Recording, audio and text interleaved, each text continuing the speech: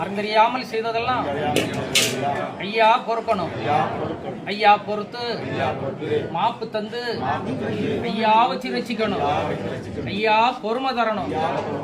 ஐயா நாங்கள் ஒன்னு சொன்னதை ஒண்ணு கேட்டு ஒண்ணுக்கொண்ணு நிரப்பாய் இருக்கணும். ஐயா நல்ல புத்தி தரணும்.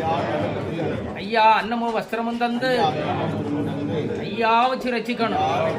ஐயா எங்களை யாதொரு நம்பலம் இல்லாமலும் யாதொரு சஞ்சலம் இல்லாமலும் ஐயா வச்சு ரசிக்கணும். ஐயா நிச்சயத்தபடி ஐயா அன்னம் குடிக்கணும். ஐயா உண்டையா